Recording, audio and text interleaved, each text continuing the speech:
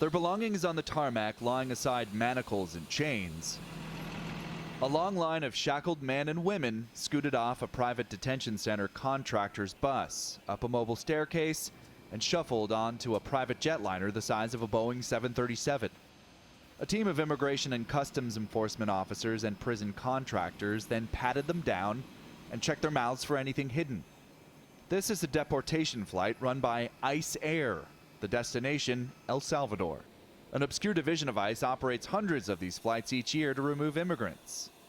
Deportation flights are big business. The U.S. government has spent about $1 billion on them in the last decade, and now the Trump administration wants to increase the budget for ICE Air by 30%. About 100,000 people per year are deported on these flights.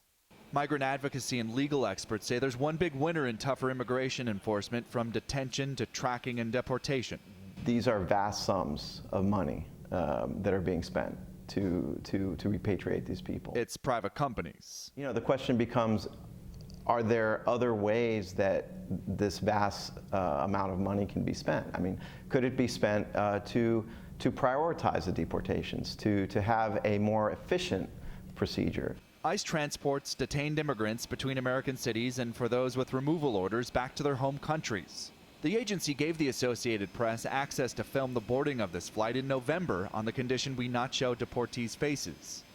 While the agency did not agree to an on-camera interview, an official from ICE's Houston field office says they aim to be efficient in sending detainees to their home countries, adding, "If a judge says you need to be removed, we should be expeditiously working to execute that order so that person does not spend any longer in detention than necessary."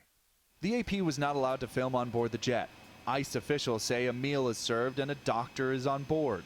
All detainees, even those considered non-criminal, remain shackled until the plane lands. John Moan, Associated Press, Houston.